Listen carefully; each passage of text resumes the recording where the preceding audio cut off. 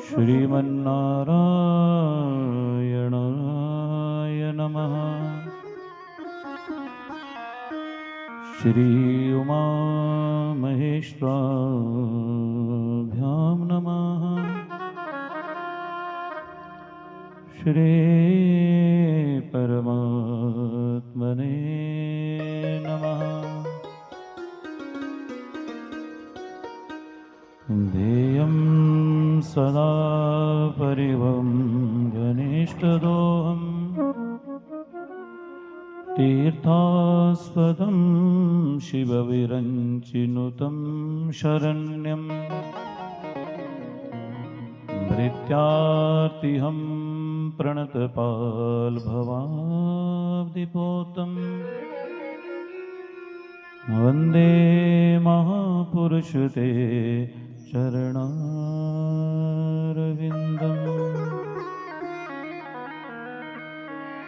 नृतावसाने नटराजराजो ननादढकां नवपञ्चवारम् उद्धस्तु कामे सनकादिसिद्धन्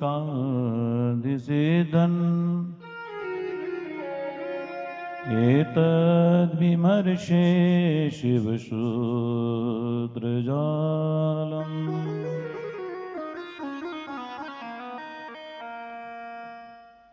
मनोजवं मारुततुल्यवेगं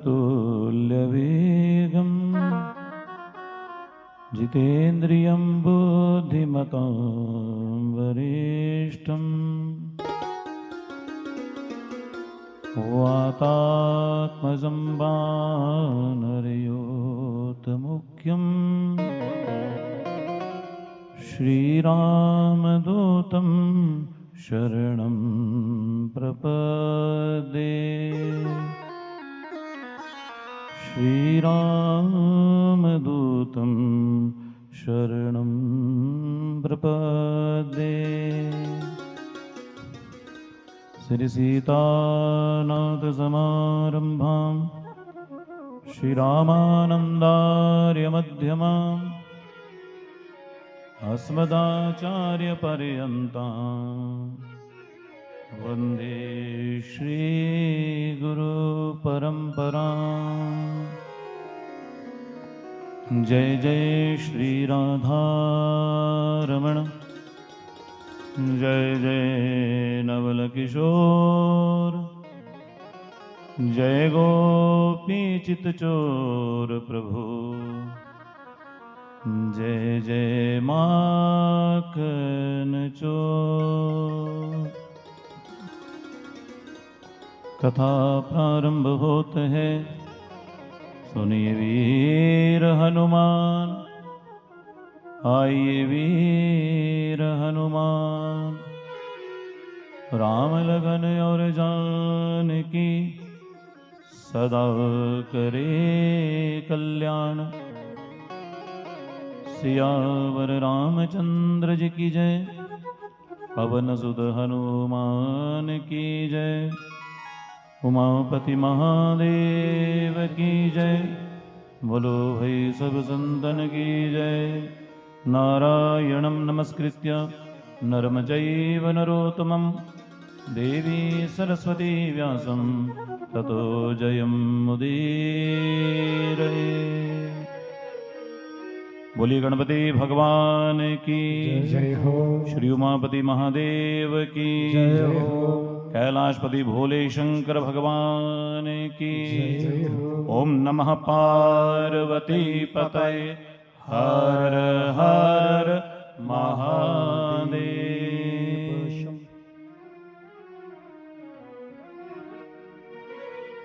पार भव से उतर जाएगा,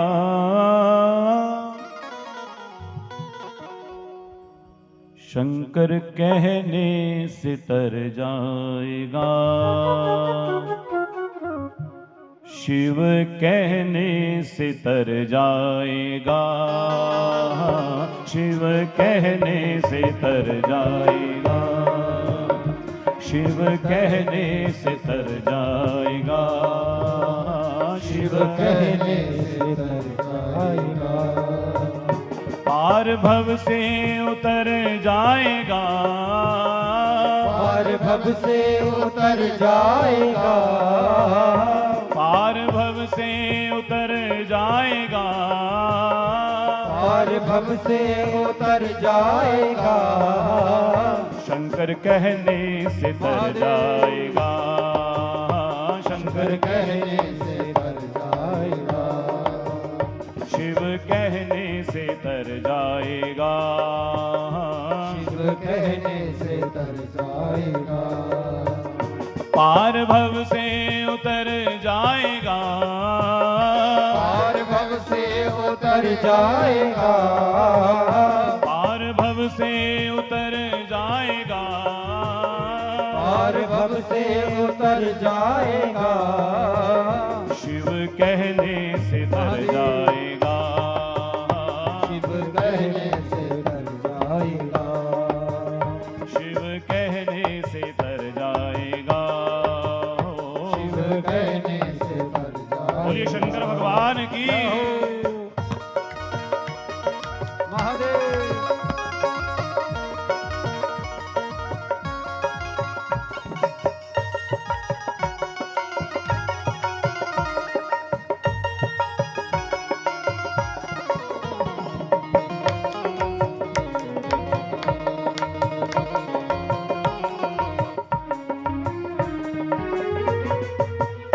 बड़ी मुश्किल से नर्तन मिला, क्या पता फिर किधर जाएगा, बड़ी मुश्किल से नर्तन मिला, क्या पता फिर किधर जाएगा।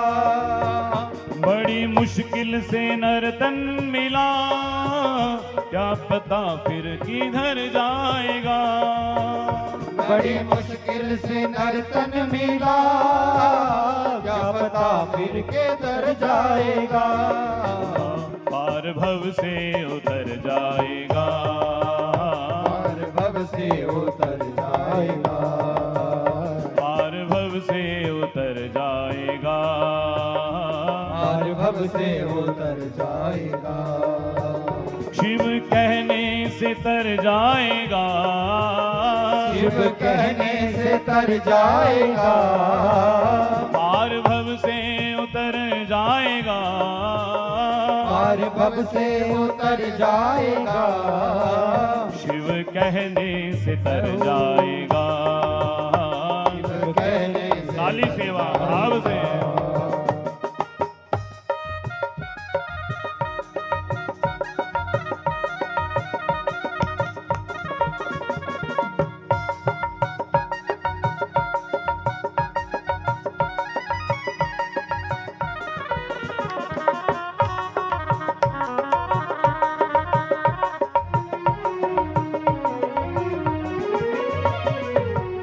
होगी घर घर में चर्चा तेरी, जिस गली से गुजर जाएगा, होगी घर घर में चर्चा तेरी, जिस गली से गुजर जाएगा। होगी घर घर में चर्चा तेरी, जिस गली से गुजर जाएगा, होगी घर घर में चर्चा तेरी, जिस गली से गुजर जाएगा।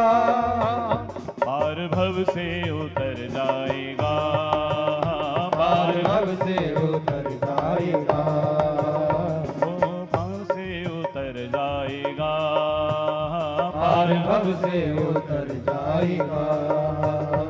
बड़ी मुश्किल से नर्तन मिला, क्या पता फिर किधर जाएगा, बड़ी मुश्किल से नर्तन मिला, क्या पता फिर किधर जाएगा। पार भव से उतर जाएगा, पार भव से उतर जाएगा, पार भव से उतर जाएगा, पार भव से उतर जाएगा। काली सेवा।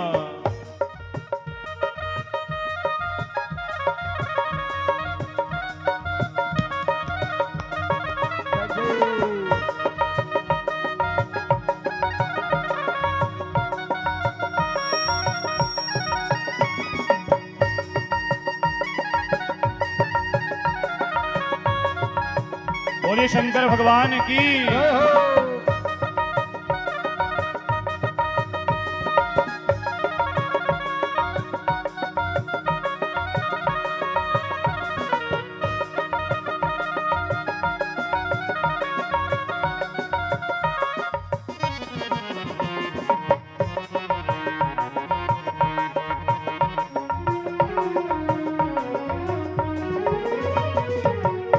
उसके आगे तू झोली फैला, दाता झोली को भर जाएगा। उसके आगे तू झोली फैला, दाता झोली को भर जाएगा। उसके आगे तू झोली फैला, दाता झोली को भर जाएगा। उसके आगे तू झोली फैला, दाता झोली को भर जाएगा। पार भव से उतर जाएगा, पार भव से उतर जाएगा। पार भव से उतर जाएगा। पार भव से उतर जाएगा। शंकर कहने से तर जाएगा। शंकर कहने से तर जाएगा। शिव कहने से तर जाएगा। शिव कहने से तर जाएगा। पार भव से उतर जाएगा। पार भव से उतर जाएगा। पार भव से उतर जाएगा। पार भव से उतर जाएगा। पार भव से उतर जाएगा। पार भव से उतर जाएगा। शिव कहने से तर जाएगा। हो शिव कहने से तर जाएगा। बोलिए शंकर भगवान की। जय हो। ओम नमः पार्वती पते हर हर महादेव। भगवान श्री गणेश के चरणों में वंदन, श्री गुरु चरणों में वंदन। देवादिदेव महादेव चंद्रमौलीश्वर काशी विश्वनाथ जी के चरणों में बारंबार वंदन। मेरे कन्हैया गोविंद बांके बिहारी लाल जी के चरणों में दंडवत प्रणाम। महावीर हनुमान जी के चरणों में वंदन। सभी ग्राम देवताओं को, स्थान देवताओं को वंदन। सभी विप्र साथियों को वंदन। आप सभी भगवत स्वरूप श्रोताओं को वंदन। प्रेम से बोलिए, जोर से बोलिए। लग रहा है रिचार्ज हो गई है बैटरी। हाँ? बैटरी रिचार्ज हो गई है? फुल्ली रखना, बैटरी को लो नहीं करना। ये बैटरी ऐसी रिचार्ज रहनी चाहिए। तो आइए, परम मंगल में परम आनंद को देने वाली, हम सबके हृदय को शिव शक्ति की कृपा से अनुग्रहित करने वाली, शिव भक्ति को पुष्ट करने वाली मंगलमयी श्री शिव महापुराण की 11 दिवसीय कथा सरिता के आज अष्टम दिवस है ना, 8वां दिन है। तो अष्टम दिवस की कथा में प्रवेश करें। आज के दिन ही कथा प्रारंभ हुई थी, पिछले शनिवार को, ऐसा ही है ना। तो आज 8वां दिन हो गया। अगर भागवत कथा होती तो कल भी विश्राम हो सकता था, नहीं तो आज तो हो ही जाना था। पर आपके यहाँ तो 9 दिन की भागवत भी हुई है। आप लोग 9 दिन से कम मानते नहीं, बोले 9 दिन तो करनी है। इस बार भी भाई साहब कहें कितने दिन की करनी। मैंने कहा तो शिव पुराण करेंगे तो 11 दिन का होगा। मैंने कहा, इन्होंने कहा ठीक है, बढ़िया रहेगा, 11 दिन करेंगे। तो ऐसी 11 दिवसीय भगवान शिव की मंगलमयी कथा, इस कथा के हम सब पात्र बन रहे हैं, अधिकारी बन रहे हैं। ऐसी है मंगलमयी कथा। अनेकों अनेक जन्मों का पुण्य हम सब का इकट्ठा हुआ है। वो सारा पुण्य एकत्रित हुआ है, तब महादेव की कथा सुनने को हमें मिल रही है। तो ऐसी मंगलमयी कथा में हम सब विराजित हुए हैं। अब मेरा मन रहेगा कि कि हम सब बड़े ध्यान से एकाग्र होकर के कथा को सुने। कोशिश करना जहाँ स्थान मिले, जो खाली स्थान है उसको भर लो पहले, आगे आगे वाले को, फिर पीछे खाली रह जाएगा, फिर सबको हिलना पड़ता है। जो जहाँ जहाँ खाली स्थान है ना, बीच में खाली जगह नहीं छोड़नी, रिक्त स्थान भर दो, जैसे वो बोलते हैं पेपर में, क्या भर दो, blanks, fill in the blanks. रिक्त स्थान भर दो सारे, जहाँ जहाँ खाली जगह है, खाली जगह मत छोड़िए, पीछे खाली रहने दीजिए। इधर आ जाइए, आप आगे आगे हो जाइए जरा, ठीक रहेगा। फिर नहीं तो बाद में हिलना पड़ता है, अभी हिल जाएंगे तो ठीक है, कथा में हिलेंगे तो ध्यान भंग होगा। इसलिए बिल्कुल आराम से बैठिए, मन से बिल्कुल अपने कानों को, मन के द्वार को खोल करके, हृदय के मंदिर के कपाटों को खोल करके कथा के माध्यम से महादेव को अपने हृदय रूपी मंदिर में विराजमान करवाइए। क्योंकि जहां मेरे महादेव विराजमान हो जाते हैं, वहीं तो सब प्रकार से सुख आनंद विराजित हो जाता है। जहां महादेव विराजित होते हैं, वहां महादेव के संग कौन कौन विराजित हो जाते हैं? हाँ? शिव भगवान जब विराजित होते हैं तो इनके संग मां भगवती जगदम्बा तो सदैव रहती हैं, शक्ति आकर के विराजित हो जाती हैं। शक्ति को देने वाले, भक्ति को देने वाले महादेव जो सदैव अपनी जटाओं में गंगा मैया को धारण किए रहते हैं, अपनी जटाओं में ऐसे महादेव हृदय में जब विराजित हो जाते हैं तो गंगा की धारा जैसे सारे जगत को पावन करती है, वैसे ही महादेव जब हमारे हृदय मंदिर में विराजित होते हैं तो हमारे जीवन को, हमारे तन को, हमारे मन को पावन कर देते हैं, निर्मल कर देते हैं।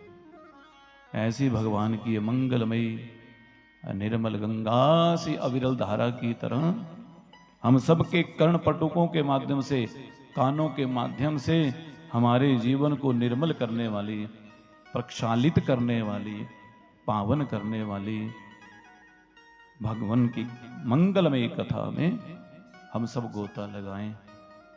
हाँ, हम सब भगवान की मंगलमयी कथा में ऐसे डूब जाएं। कैसे डूब जाएं? फिर निकलने को मन ही ना करे। हाँ, ऐसा ही है ना। इसलिए बड़े भाव से, मन से भगवत अब घंटी नहीं बजानी मंदिर में, जो भी आ रहे हैं उनको कहना घंटी नहीं बजाया करनी।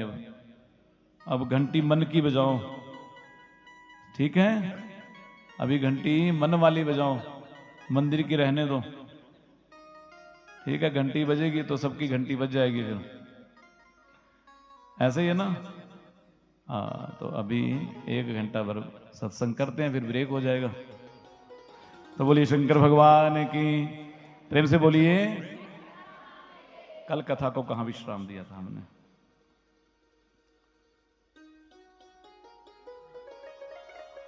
शिव परिवार की चर्चा, कैसा उनका स्वरूप है, कैसे उनके वाहन हैं, वो सारा हमने कल चर्चा यहीं पर विश्राम दिया था। कल कथा को, इसका मतलब ध्यान से सुन रहे हैं। आ रही है कथा समझ में? पक्का आ रही है ना? ऐसा तो नहीं कहीं ऐसे ही चला हुआ है काम कि चलो ठीक है जी, चल रहा है ना पता। कोशिश हम भी कर रहे हैं कि विशुद्ध रूप से आपको शिव पुराण ही सुनाया जाए। ब्रह्मा जी नारद जी को कथा सुना रहे हैं। देखिए कथा के वक्ता कौन कौन हैं। सूत जी महाराज सौनक आदि ऋषियों को कथा सुना रहे हैं, और ब्रह्मा जी नारद को कथा सुना रहे हैं, सनत कुमार व्यास जी को सुना रहे हैं, और आगे संवाद आने वाला है। सनत कुमारों को नंदी केश्वर जी सुना रहे हैं, नंदी महाराज सुना रहे हैं।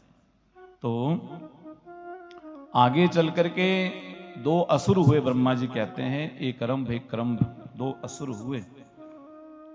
ये जो कथा है, और बोले इनके कोई संतान नहीं थी, और साथ में बहुत बड़े ये असुर थे।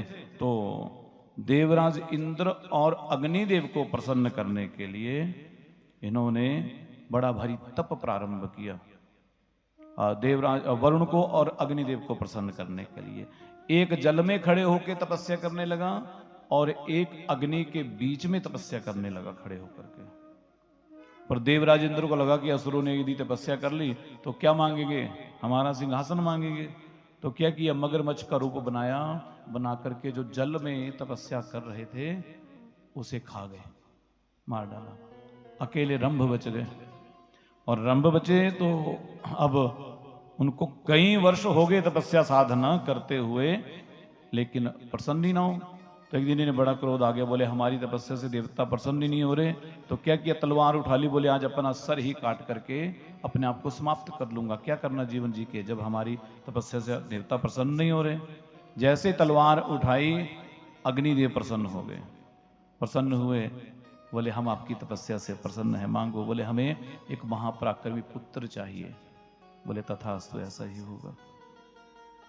और अब ये तपस्या पूरी करके वापस लौट करके आ रहे थे, तो मार्ग में इन्हें एक कन्या दिखाई दी।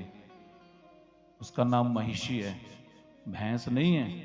कई लोग बोलते हैं ना कि वो ऐसा नहीं, महिषी नाम था उसका, स्त्री है। उसे देख करके मोहित हो गए, उसे भी अपने महल में ले आए, पत्नी बना ली उसे, अपना पत्नी बना लिया। लेकिन दूसरे राजा ने इनके ऊपर हमला किया, आक्रमण किया और इन्हें मार डाला।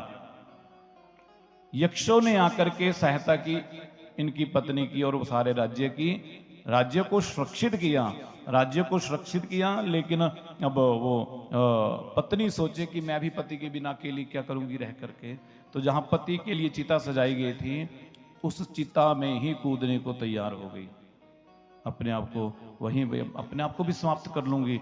लेकिन जैसे ही इसने चिता की अग्नि में प्रवेश किया, उस अग्नि की ज्वालाओं से ही एक महाबलशाली राक्षस प्रकट हो गया, असुर प्रकट हो गया। देखते विशाल उसका स्वरूप, विशाल उसके अंग, बड़ी बड़ी भुजाएं, विशाल अट्टहास करता हुआ, गर्जना करता हुआ प्रकट हो गया। और इसी का नाम था महिषासुर। ये उस महिषी का ही पुत्र था, देवताओं की कृपा से हुआ था, इसलिए महाबलशाली था। राज्य में गया, जिन राज्यों ने इनके ऊपर आक्रमण किया था उन राज्यों को जीत लिया। और इच्छाएं इतनी बढ़ गई, इच्छाएं हमारी प्रतिदिन बढ़ती है ना, कभी कम होती है क्या? कभी कम नहीं होती। जब थोड़े साधन होते हैं तो सोचिए और ज्यादा हो जाए, ऐसा ही है ना। वयमेव जीर्णा तृष्णा न जीर्णा। हम बूढ़े हो जाते हैं पर हमारी तृष्णा कभी बूढ़ी नहीं होती, कभी नहीं होती। इच्छाएं कभी पूरी होती नहीं, जीवन भर लग जाता है, पूरा जीवन लग जाता है, इच्छाएं कभी पूरी नहीं होती। प्रति पल प्रति क्षण हमारी इच्छाएं बदलती हैं, बदलती है ना। जब छोटा घर होता है तो बड़े घर की इच्छा करती है, बड़ा हो जाए। जब बड़ा होता है तो फिर उस समय सोचते हैं इसमें अब पंखे क्या करें, एसी लगा लेते हैं, ऐसा ही है ना। फिर बढ़िया सुंदर गाड़ी भी होनी चाहिए। कई प्रकार की व्यवस्थाएं बदलते हैं, रहन सहन खान पान अनेक प्रकार के। लेकिन ये इच्छाएं जीवन भर हमें, जितनी आप इच्छाएं पालोगे ना, जितनी ज्यादा इच्छाएं, सफर करना हो ना यात्रा, तो यात्रा में यदि ज्यादा सामान लेकर के चलेंगे तो मुश्किल होती है ना बैग संभालना, ऐसा ही है ना।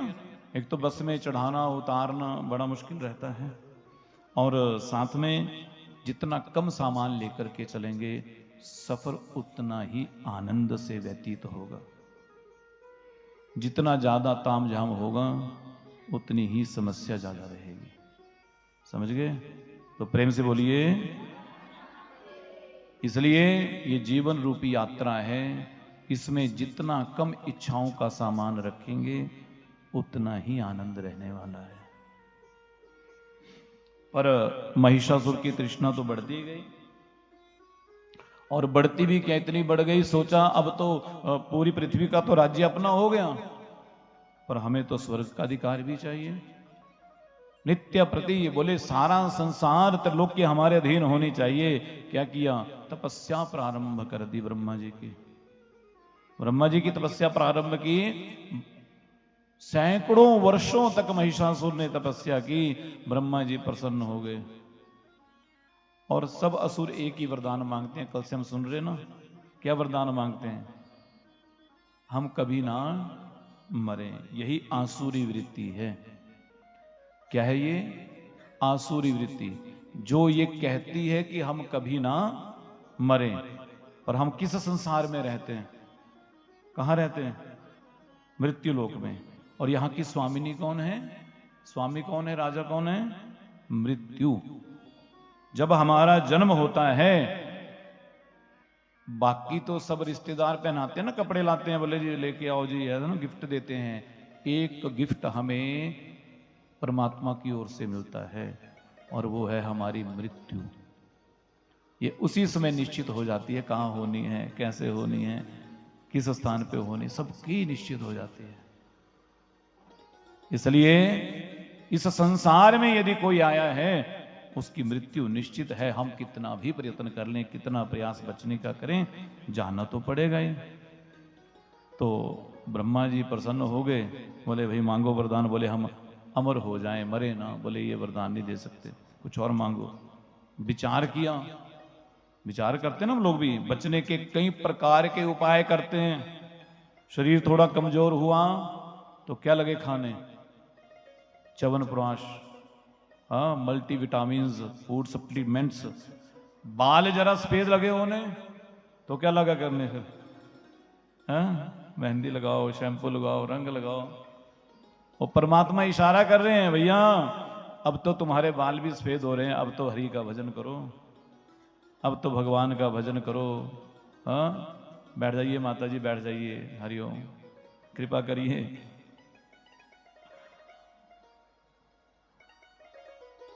प्रेम से बोलिए। तो हड्डियां कमजोर हो गई तो फूड सप्लीमेंट्स ले लिए। चेहरे पे थोड़े थोड़े जरा अब चेहरे की तेज कम होने लगा तो हमने क्या किया, कई प्रकार के वो क्या कहते, क्रीम पाउडर ढक लेंगे, पता नहीं चले। इतना बढ़िया श्रृंगार करेंगे, पता नहीं चलेगा। हाँ, दांत टूटने लग पड़े। बोले भैया अब तो तुम्हारे दांत भी टूट रहे हैं, अब तो दलिया खाया करो और हरि का भजन किया करो। पर करते हैं क्या? बोले हम तो जल्दी जाते हैं डॉक्टर के पास, बढ़िया दांत लगाओ। 2-2 लाख के दांत, ऐसे भी दांत लगते हैं 2 लाख के, 3 लाख के। एक मिले हमें, बोले जी हम दिल्ली गए थे, 1.5 लाख के दांत लगवाए। तो वो दांत भी बढ़िया लगवा लिए, मजबूत। कानों में सुनाई देना कम हो गया। बोले अब तो दुनिया की बातें सुनना छोड़ करके भगवान का भजन करो भैया, अब तो कानों में भी कम सुनाई दे रहा है, अब तो छोड़ दो। पूरी उम्र तुमने दुनिया की बातें सुनी, वो क्या कह रहा है, उसने क्या कहा, क्या किया, अब छोड़ दो सब कुछ, अब तो भगवान का नाम ले लो। फिर भी हमारी आंखें नहीं खुलती, कान फिर भी सोच रहे हैं कुछ ना कुछ करें। आंखों में दिखाई देना कम हो गया। बोले अब तो मन की आंखें खोल ले। अब तेरे तन की आंखें अगर कम हो रही है, रोशनी कम हो रही है भैया, जीवन भर इन आंखों से तूने बहुत ताड़ा है, बहुत देखा है, दूसरों के दोषों को, अवगुणों को, ना जाने क्या क्या देखा है। अब तो इन आंखों से भगवान का भजन कर भैया। इन आंखों को, मन की आंखें खोल करके, विवेक के चक्षु खोल करके भगवान का भजन करिए। पर करते हैं क्या? छूटता ही नहीं। बोले घर, घर क्यों छोड़ना, उसी घर में रह करके भगवान का भजन करो। घर को ही भगवान का धाम बना दीजिए। पर करते क्या? जीवन ऐसे बीत जाता है, जब अंतिम पल आता है तो सोचते हैं कि मैंने जीवन भर क्या किया। फिर लोग क्या कहते हैं, बोले जी अब क्या सुनाओ इनको, क्या सुनाओ? जीवन भर नहीं सुनी, जीवन भर पढ़ी नहीं, सुनी नहीं, दर्शन नहीं किए गीता के, किए कभी? पढ़ी किसी ने? है किसी को एक श्लोक याद यहां माताओं में? गीता जी का एक श्लोक सुनाए कोई? और बोलते क्या हम क्या हैं, हिंदू हैं, कथाएं सुनते हैं, लेकिन गीता का एक श्लोक नहीं सुना सकते हैं जी। हिंदी में पढ़ते हैं, है ना? हिंदी में भी गीता प्रेस की पढ़ना। गीता भी बहुत प्रकार की चलती हैं, पता नहीं उसमें क्या लिखा होता है। सबसे प्रमाणिक यदि पुस्तक है तो वो गीता प्रेस की ही है। उनमें जो भी होगा वो प्रमाणिक सारा लेख होगा, अर्थ भी। बाकियों में तो अपनी मर्जी के अर्थ कईयों ने कुछ लिखा, कईयों ने कुछ। तो अंतिम समय में भी गीता उसी को सुनाई जाएगी जिसने जीवन भर कहीं गीता पढ़ी होगी, कहीं भगवान की कथा सुनी होगी, उसे ही अंतिम समय में यदि नाम सुनाएंगे तो स्मरण कहीं आ जाएगा। ब्रह्मा जी कह रहे हैं भैया ये मृत्यु लोक है, यहां पर कोई अजर अमर नहीं हो सकता, कुछ और मांग लो। इसे विचार आया, बोले खतरा किस किससे है, मुझे व्यवस्था लगा सोचने। बोले ब्रह्मा जी आपकी सृष्टि में बनाए हुए ना मैं किसी देवता से मरूं, ना किसी मनुष्य से, ना पशु से, किसी से ना मरूं। स्त्री को छोड़ करके, बोले स्त्री तो निर्बल होती है, एक स्त्री को छोड़ करके फिर किससे भी ना मरूं, ऐसा कह रहे हैं। ऐसी तपस्या कर ली, और जब ऐसी तपस्या की तो फिर महाराज ब्रह्मा जी कहते हैं तथास्तु। बोले ऐसा ही होगा, स्त्री को छोड़ करके तुम्हें कोई संसार में नहीं मार पाएगा, इस प्रकार से कहा। तो जब इस प्रकार कहा तो फिर तो बस महाराज अब तो महिषासुर प्रसन्न होकर के आ गए। अब तो मनवांछित वरदान मिल गया। अब तो देवताओं को भी प्रताड़ित करना प्रारंभ कर दिया, देवताओं को स्वर्ग से निकाल दिया, और देवताओं को स्वर्ग से निकाल करके देवता दर दर मारे मारे भटक रहे हैं। ब्रह्मा जी की शरण में गए, बोले विधाता आप ऐसा वरदान देते ही क्यों हैं। ब्रह्मा जी कहते हैं भगवान शिव शक्ति की आराधना करो, माँ जगदम्बा ही है जो सबका कल्याण करेंगी। सब देवता माँ को पुकारते हैं। देवता कहते हैं मैया कल्याण करिए, कृपा करिए।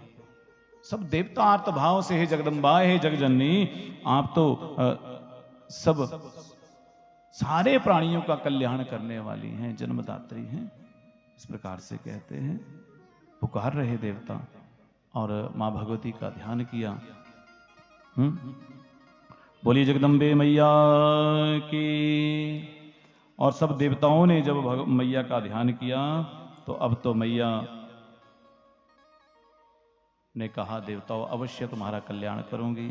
सब देवताओं ने अपनी अपनी शक्ति मां को अर्पित की है। सब देवताओं ने जो जो शक्ति जिसके पास थी सब ने प्रदान की है। और सब देवताओं ने जब अपनी शक्ति को मैया के ओर समर्पित किया, समर्पित भाव से किया, तो मां जगदम्बा ही महालक्ष्मी के रूप में प्रकट हुई है। बोलिए महालक्ष्मी मैया की। और महालक्ष्मी प्रकट हुई हैं। देवताओं से कहा चिंता मत करो, सबका कल्याण होगा, और सब देवताओं को आशीर्वाद दिया। सब देवताओं की सहायता करने के लिए मां जगदम्बा प्रकट हुई। तो अब जो है महिषासुर का तो सारे संसार में डंका बज रहा है। मां भगवती जब सिंह पर आरूढ़ होकर के प्रकट हुई है तो महिषासुर को समाचार मिला, बोले एक देवी प्रकट हुई है। अपनी सेनापति को, अपने सेनापति सेना को भेज दिया, बोले जाओ कौन देवी है युद्ध में पराजित कर दो, हमारे सामने किसकी मजाल को टिक पाए। सेनापति गया, सेनापति युद्ध करने के लिए गया, पर जैसे मां के स्वरूप को देखा मोहित हो गया। बोले ये तो बहुत सुंदर है, अगर हमारे महाराज की रानी बन जाए तो बढ़िया है। कहा देवी स्त्रियों का काम नहीं होता लड़ना, आप कोमल हैं, आप तो हमारे महाराज की पटरानी बननी चाहिए।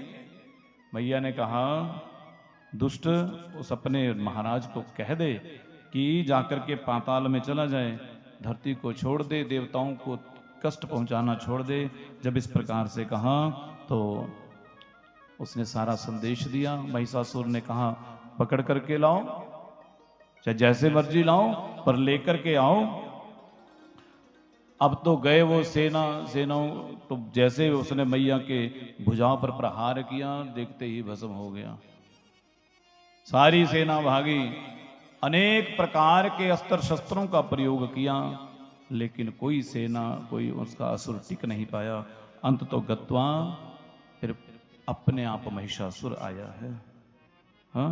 और महिषासुर जब आया, क्योंकि नारी कभी निर्बल नहीं होती, मैं पहले भी कथा में कह रहा था, भारतीय संस्कृति में नारी को ही दुर्गा कहा गया है, नारी को ही लक्ष्मी कहा गया है, सरस्वती कहा गया है, वो महाकाली भी है, वो ज्ञान की देवी भी है, वो धन की देवी भी है, जगत जननी मैया कहा गया है।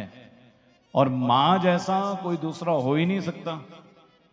मां जैसा शब्द जगदम्बा, और सृष्टि को यदि कोई जन्म देने वाली है तो मां ही है। मैया के बिना इस सृष्टि की रचना हो ही नहीं सकती थी। इसलिए मां जगदम्बा आदि शक्ति जब महिषासुर गया है अस्त्र शस्त्र लेकर के, और देखिए भारतीय परंपरा में यदि हम मुरली बजाने वाले कन्हैया की पूजा भी करते हैं ना, तो वही गोविंद हमारे सुदर्शन चक्र भी चलाते हैं ना। बोले जब मैया ने समझाया महिषासुर को कि छोड़ करके निकल जा पाताल में, पर नहीं माना, तो कहा, बोले विफल शास्त्र के हो जाने पर शस्त्र उठाना पड़ता है। क्या करना पड़ता है? जब शास्त्र विफल हो जाता है तो शस्त्र उठाना पड़ता है। यानी शांति दूत को भी फिर युद्ध का बिगुल बजाना पड़ता है। जब अधर्म हावी हो जाए और धर्म सहमा, तब बंशी त्याग कर कृष्ण को सुदर्शन चक्र उठाना पड़ता है। विचार करिए, हमारे देवी देवता है ना, सबके हाथों में शस्त्र है ना, है? लेकिन हमने भी रखे शस्त्र घर में, रखे हैं। यही तो मामला गड़बड़ है। अगर कुछ हो गया तो प्रेम से बोलिए। हम माता की पूजा भी करते हैं तो माता के भुजाओं में क्या क्या है? शस्त्र धारण किए ना मां ने। हम भगवान श्री कृष्ण की पूजा करते हैं, उनके हाथ में शस्त्र हैं। श्री राम की पूजा करते हैं, उनके हाथ में शस्त्र है। भगवान शिव की पूजा करते हैं, उनके हाथ में त्रिशूल रूपी शस्त्र हैं।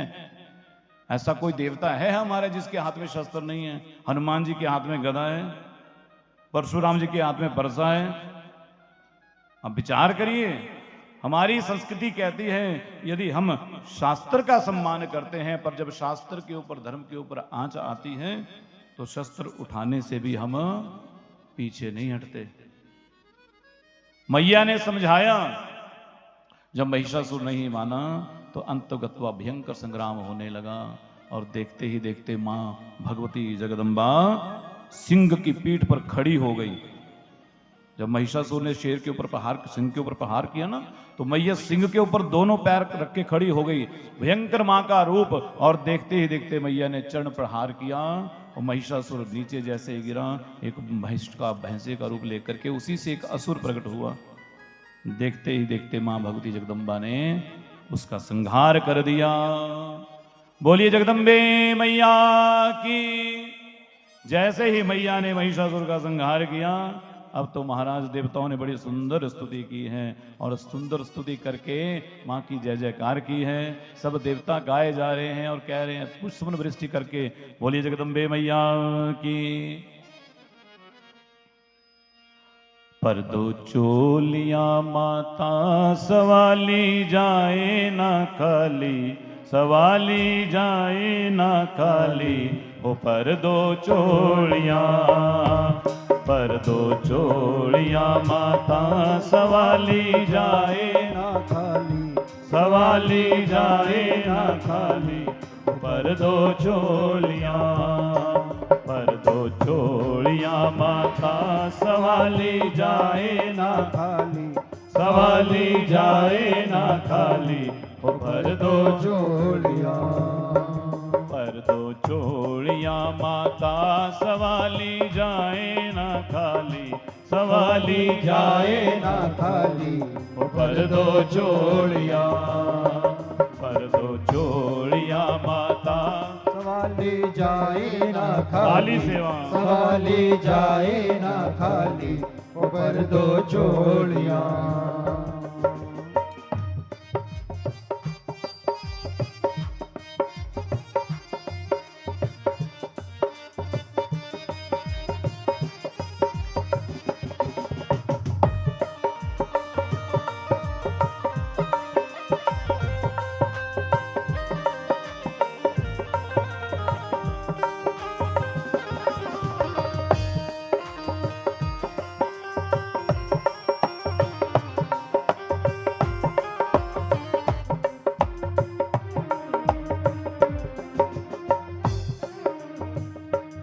लगियां सौण दियां चढ़ियां संगतां द्वारे ते खड़ियां लगियां श्रावण दिया चढ़िया संगता द्वारे ते खड़िया लगियां सौण दियां चढ़ियां संगतां द्वारे ते खड़ियां लगियां श्रावण दिया चढ़िया संगता द्वारे ते खड़िया करो मंजूरियां करो मंजूरिया करो मंजूरियां माता सवाली जाए ना खाली सवाली जाए ना खाली पर दो चोलियां पर दो चोलिया पर दो चोलियां माता सवाली जाए ना खाली सवाली जाए ना खाली पर दो चोलियां पर दो चोलिया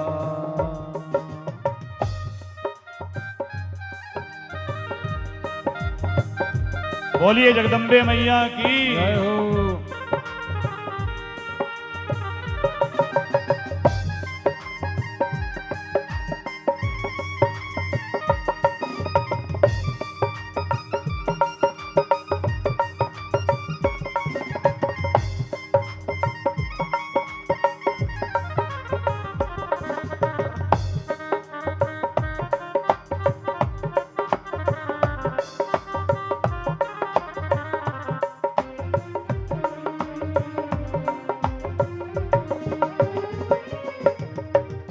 द्वार तेरे ते मैं आवा पेटा तेरिया मैं गावा द्वार तेरे ते मैं आवा बेटा तेरिया मैं गावा द्वार तेरे ते मैं आवा पेटा तेरिया मैं गावा द्वार तेरे ते मैं आवा बेटा तेरिया मैं गावा ओ भुल चुक माफ करो ओ भुल चुक माफ करो ओ भुल चुक माफ करो भूल चुक माफ करो भुल चुक माफ करो माता सवाली जाए ना खाली सवाली जाए ना खाली ओ भुल चुक माफ करो ओ भुल चुक माफ करो पर दो चोड़िया माता सवाली जाए ना खाली सवाली जाए ना खाली ओ पर दो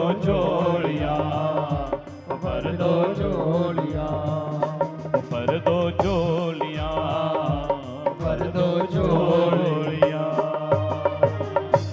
बोलिए जगदम्बे मैया की सब देवताओं ने सुमन वृष्टि की माँ की जय जयकार की माँ भगवती का ये सुंदर स्वरूप महालक्ष्मी देवताओं ने कहा मैया आप सदैव हमारी रक्षा करने वाली है माँ प्रसन्न होगी मांगो वरदान बोले माँ जब भी हम आपको पुकारें आप सदैव हमारी रक्षा के लिए आ जाएं इस प्रकार से हम जो भी आसुरी वृत्तियां हैं शक्तियां हैं देवताओं की याचना पर कभी भगवान शिव कभी नारायण कभी माँ जगदम्बा हमेशा सदा सर्वदा सहायक सहायता करने के लिए आती हैं जब भी हम इन्हें पुकारते हैं तो इस प्रकार से इसी महिषासुर के आगे चल करके इनका पुत्र हुआ गजासुर इनका स्वभाव ही ऐसा है ये सदैव देवताओं से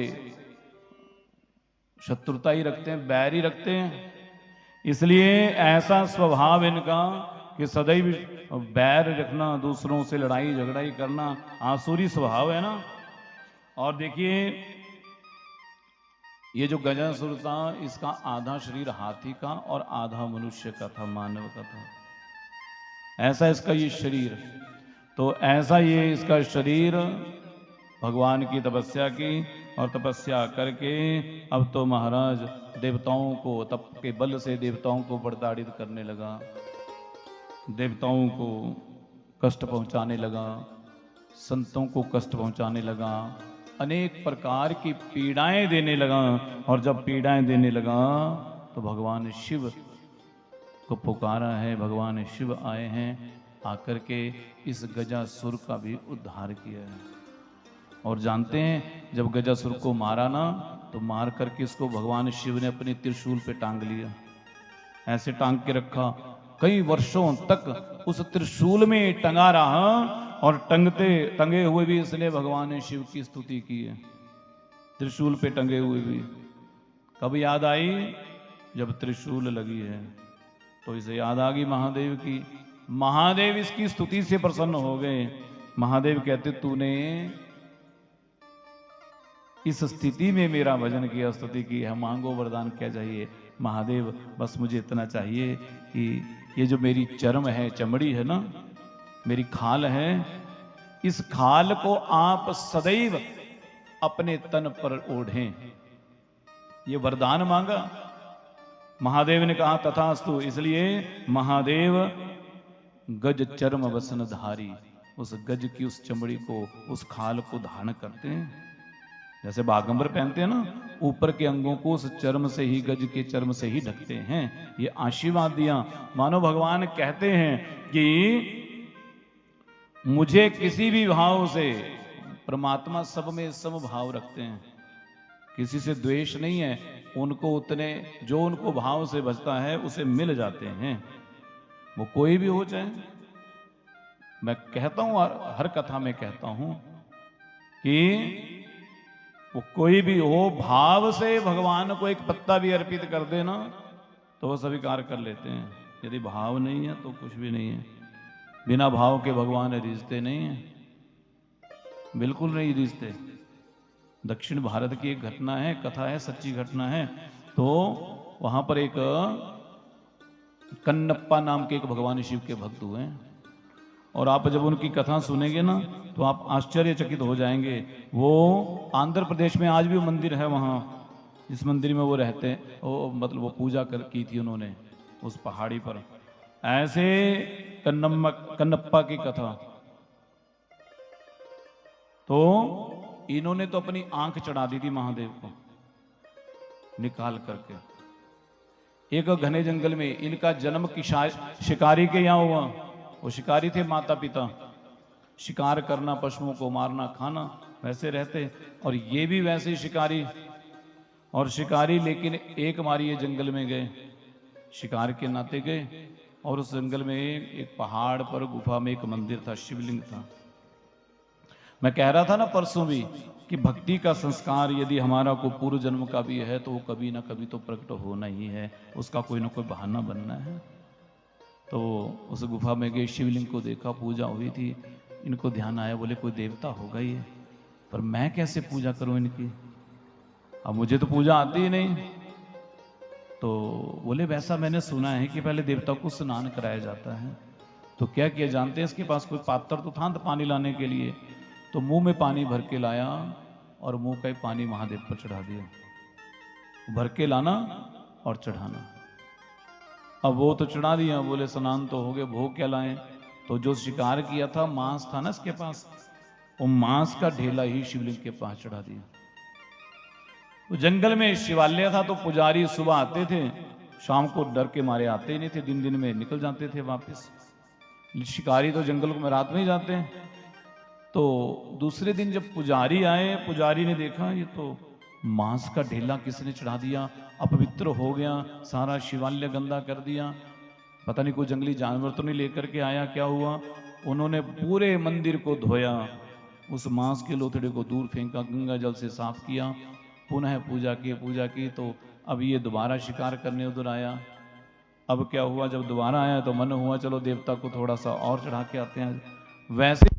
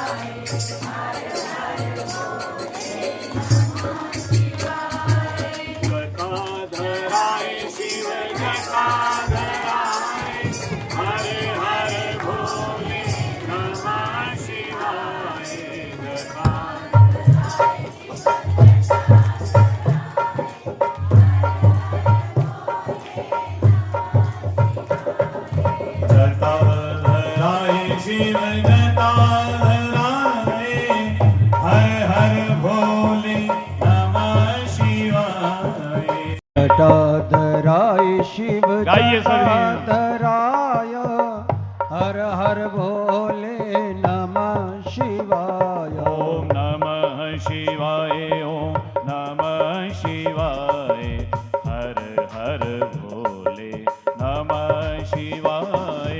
नमः शिवाय, ओम नमः शिवाय, हर हर भोले नमः शिवाय। नमः शिवाय, ओम नमः शिवाय, हर हर भोले नमः शिवाय।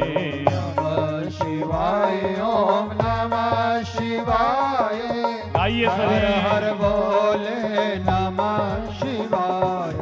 नमः शिवाय, ओम नमः शिवाय, हर हर भोले नमः शिवाय। नमः शिवाय, ओम नमः शिवाय, हर हर भोले नमः शिवाय। ओम नमः शिवाय, ओम नमः शिवाय, हर हर भोले नमः शिवाय।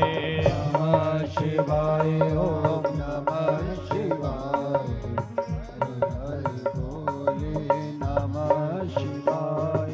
नागेश्वराय शिव नागेश्वराय, हर हर भोले नमः शिवाय। नागेश्वराय शिव नागेश्वराय, हर हर भोले नमः शिवाय।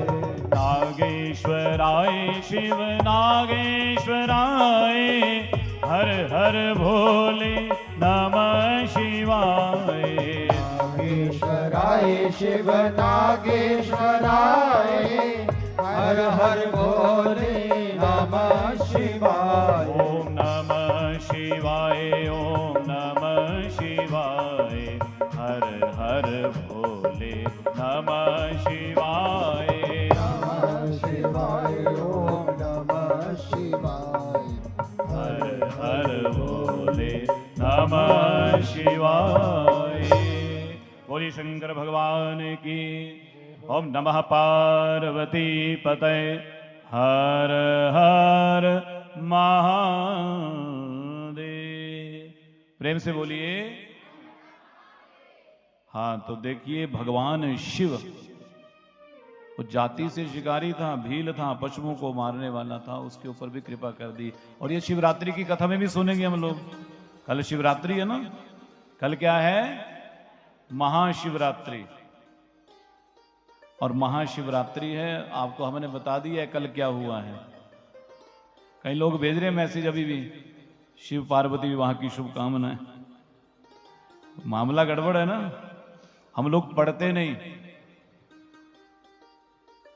सुनी सुनाई बातों के ऊपर ही अमल कर लेते हैं। जैसे किसी ने भेज दिया तो भेज देंगे संदेश, क्या बोलेंगे, शिव पार्वती विवाह की शुभकामनाएं।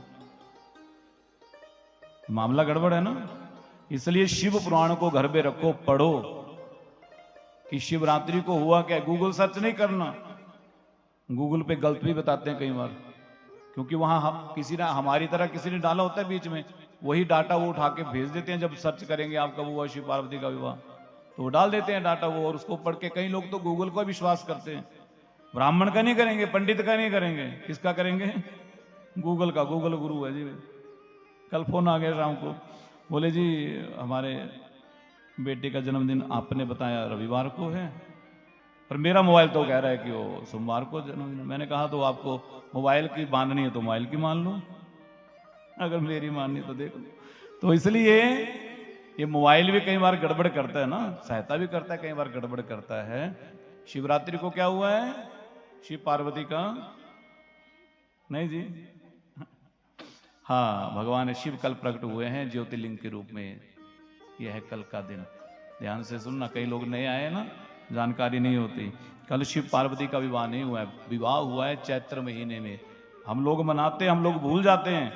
गांव में लोग बारात निकालते हैं, निकालते हैं ना, संक्रांति आती है जो बैसाख चैत्र की, बसोए के आसपास निकालते हैं ना, शिव की बारात निकालते हैं। कई लोग गांव में विवाह करते हैं, बेटियां व्रत करती हैं पूरा महीना भर, फिर वो शिव के पार्वती का विवाह करेंगी, उसी महीने करते हैं ना।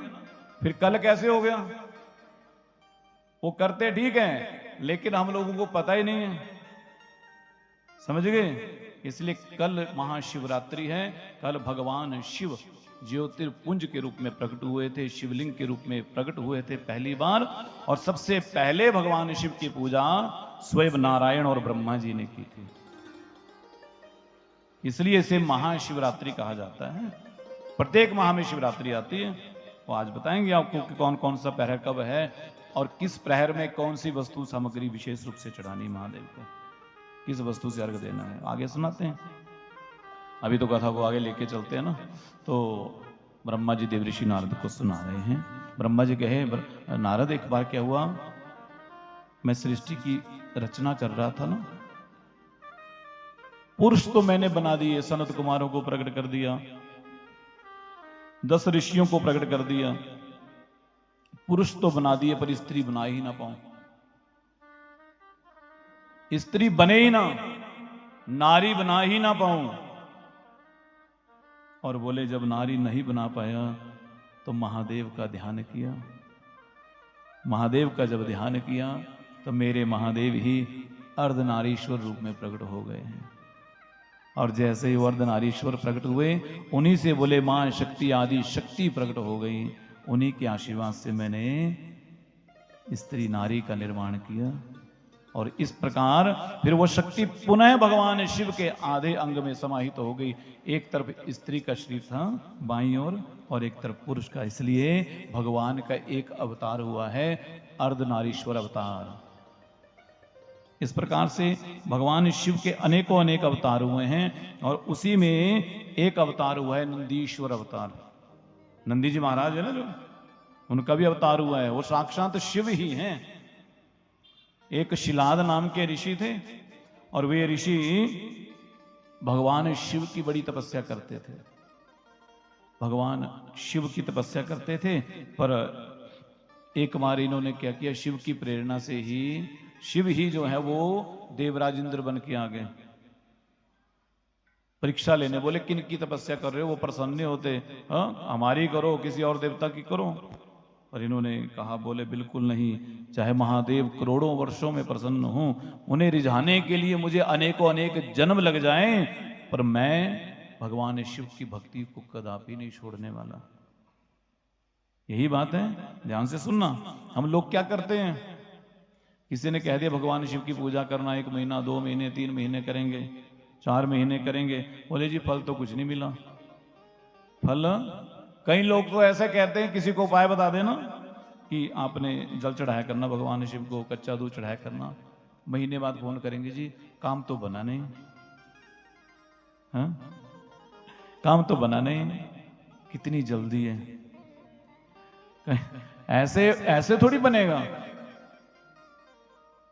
जो करते रहोगे भजन धीरे धीरे, जो करते रहोगे भजन धीरे धीरे, तो मिल जाएगा वो सजन धीरे धीरे, तो मिल जाएगा वो सजन धीरे धीरे।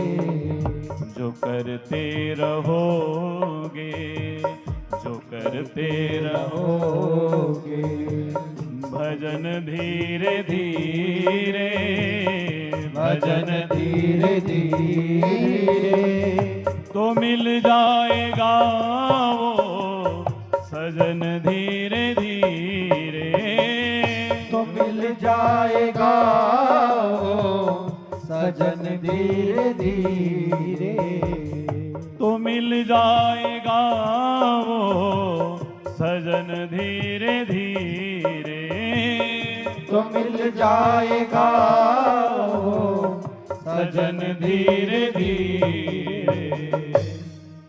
तो मिल जाएगा वो सजन धीरे धीरे। हाँ, जो करते रहोगे भजन धीरे धीरे। भजन करो तो सही, पर हम करते ही नहीं। हम तो करना बाद में शुरू करते हैं, परिणाम हमें पहले चाहिए, फल पहले चाहिए। किसी ने हमसे पूछा, बोले रात को नींद नहीं आती, बोले जी कोई मंत्र बता दो। हमने भी कोई मंत्र बता दिया कि ठीक है। वो माता जी दूसरे तीसरे दिन आ गई, बोले जी नींद नहीं आ रही। मैंने कहा तो क्या एक दिन में चमत्कार हो जाएगा, धीरे धीरे कुछ करो। फिर वो 1 वर्ष के बाद हमें मिली तो बोले जी वाकई चमत्कार हो गया। क्या? बोले अब मुझे पहले गोली खाए बिना नींद नहीं आती थी, अब जो मंत्र बताया उससे नींद आती है। और मंत्र कोई बड़ा कठिन नहीं था, मंत्र बड़ा आसान था। रामायण की चौपाई थी एक, रामचरितमानस की, आपको भी बताई थी हमने, याद होगी आपको तो पता नहीं अब, क्योंकि भूलने वाले हैं सभी ना। याद तो कोई नहीं रखता, याद नहीं रखते। रात को सोते समय एक चौपाई उसको जरूर बोलो, चिंता मुक्त हो करके। होई है सोई जो राम रचि राखा, होई है सोई जो राम रचि राखा, को करि तरक बढ़ावहि साखा, को करि तरक बढ़ावहि साखा। होई है सोई जो राम रचि राखा, को करि तर्क बढ़ावहि साखा। ये रात को सोते समय कम से कम ज्यादा नहीं है तो 11 बार बोल लो। अर्थ भी समझ के बोलना, ऐसे नहीं कि चौपाई बोल दी काम बन गया। आसान अर्थ है कि वही होना है जो परमात्मा ने रच दिया है। चिंता करने से कुछ नहीं होगा। निद्रा में कोई बाधक है तो हमारी चिंता है, टेंशन है। इसलिए चिंता को कम करो, चिंतन को बढ़ाओ। चिंता और चिता में थोड़ा सा ही फर्क है। कितना सा फर्क है? हाँ? एक बिंदी हटा दो तो चिता हो गई, नहीं तो चिंता। तो इसलिए चिंता कहां पहुंचा देती है? चिता तक पहुंचा देती है। जाना तो है ही है, पर वो जल्दी से फिर वो बीमारियां घेर लेती हैं। इसलिए शाम को जब सोइए इस चौपाई को जरूर बोलिए 11 बार। और अर्थ भी इसमें छुपा है, सब आसान अर्थ है। और प्रातः काल जब उठो तो प्रातः काल वाली चौपाई भी बता दें। हाँ? कर्म प्रधान विश्व रचि राखा, कर्म प्रधान विश्व रचि राखा, को करि जो जस करहि सो तस फल जाता, जो जस करहि सो तस फल जाता। कर्म प्रधान विश्व रचि राखा, भगवान ने कर्म प्रधान विश्व रच दिया है। फिर बोले जो जैसा कर्म करेगा उसे वैसा फल भोगना ही पड़ेगा। इसलिए कर्म करना है, रुकना नहीं। तो देवराज इंद्र के रूप में आए, भगवान शिव की भक्ति से विमुख करने लगे, क्योंकि भक्ति के मार्ग पर बाधाएं बहुत आती हैं, विघ्न बहुत आते हैं भक्ति के पथ पर जो भक्त टिका रहता है वही भक्त भगवान के चरणों तक पहुंचता है। जो थोड़ा सा भी डगमगा गया वो वापिस फंस गया। हाँ? भक्त वही है जो भक्ति के मार्ग पर जो मर्जी हो जाए, क्योंकि भगवान परीक्षा भी भक्तों की लेते हैं। जो भगवान के भक्त नहीं होते ना, उनकी भगवान कभी परीक्षा लेते ही नहीं, उनकी नहीं लेते कभी परीक्षा। परीक्षा किसकी लेंगे? परीक्षा किसकी होती है? भक्ति की होती है। जो स्कूल में एडमिशन लेता है ना, उसी के पेपर होंगे। जिसने स्कूल में एडमिशन ही नहीं ली उसके होंगे पेपर? नहीं होंगे ना। जो स्कूल पढ़ने नहीं आया उसके टीचर पेपर लेंगे क्या? नहीं लेंगे ना। इसीलिए जो एडमिशन लेगा, जो क्लास अटेंड करेगा, जो कक्षा में जाएगा, उसी की परीक्षा होगी। जो भक्त भक्ति रूपी पाठशाला का विद्यार्थी होगा, भगवान उसी की परीक्षा लेंगे कि पक्का है कि कच्चा है। यदि थोड़ा फर्क है तो अभी और कर जरा, अभी नंबर पूरे नहीं आए, अभी मेरिट में नहीं आया। मेरिट में आना पड़ेगा ना, भगवान की मेरिट में आना पड़ेगा। और हमारे भगवान भी ऐसे हैं ना, वो पता नहीं कब किसकी मेरिट बढ़ा दे, कोई पता नहीं है। कौन से गुण पर करुणा निधि रीझ जाते हैं। कोई पता नहीं है उनकी करुणा कृपा कब किस रूप में बरस जाए। हाँ? इसलिए करुणा निधि रीझ जाए कोई पता नहीं है, पर भजन तो करते रहिए। ये 2 चौपाइयां जीवन में जरूर बोलिए।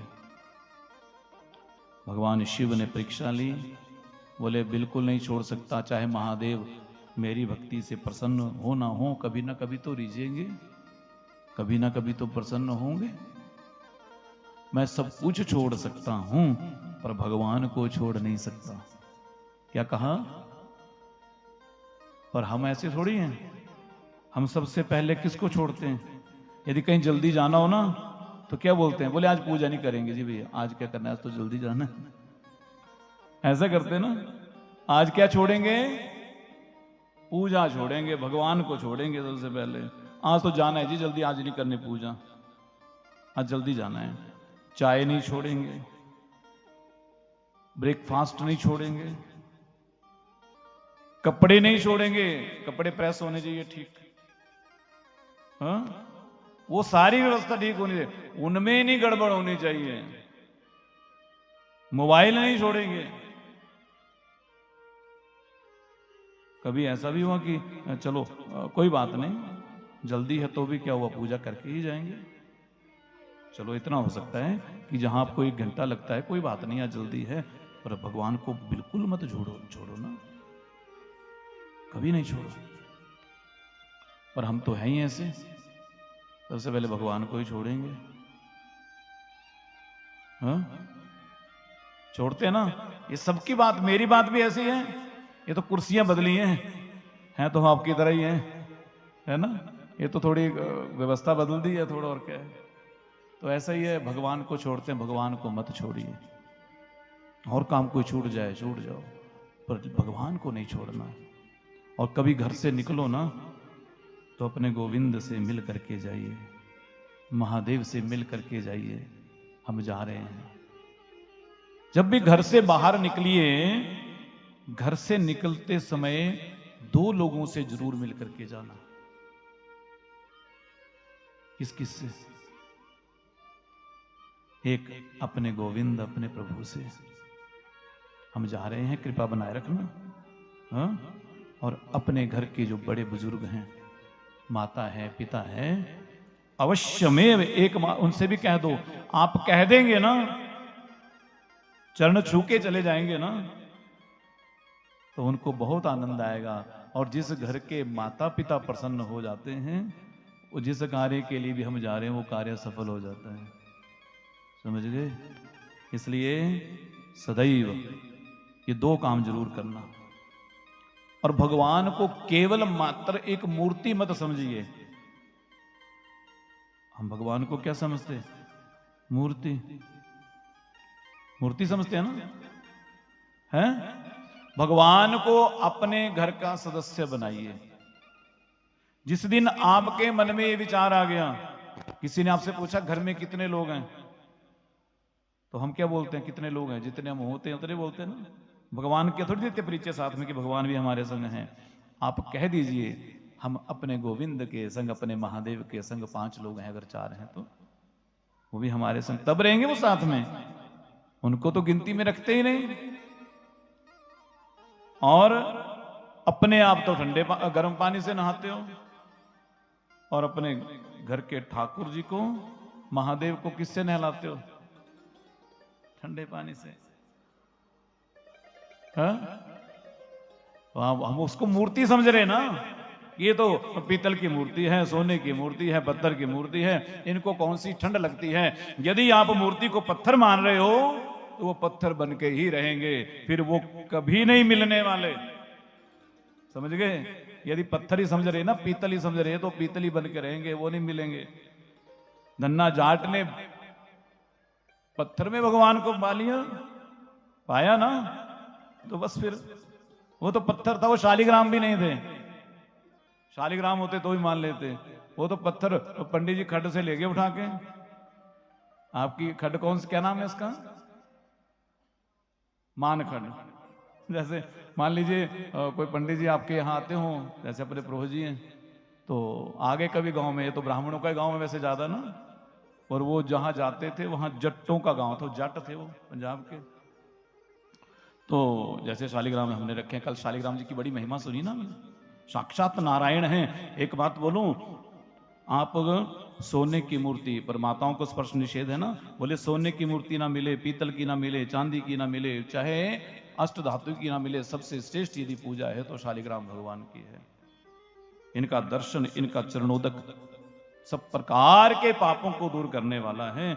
ऐसे पंडित जी आए थे, सत्यनारायण की कथा थी गांव में, तो शालिग्राम जी की पूजा करें, वो धन्ना जाट देखे जाए। उन्होंने शालिग्राम जी की बड़ी महिमा भी बता दी कि शालिग्राम की पूजा करने से ऐसा होता है, ठाकुर जी हैं, साक्षात हैं, नारायण हैं। जब इस प्रकार कहा तो अब तो और ज्यादा वो धन्ना जाट की रोचक उसमें उत्सुकता बढ़ गई कि ये तो बड़ी श्रेष्ठ चीज है कोई। पंडित जी ने कथा की ना, कथा करने के बाद धन्ना जाट जी आ गए, बोले पंडित जी राम राम। बोले हाँ कहो। बोले एक काम था। बोले क्या? बोले आपने बड़ी महिमा सुनाई इनकी ठाकुर जी की, क्या ऐसे ठाकुर मुझे मिल जाएंगे?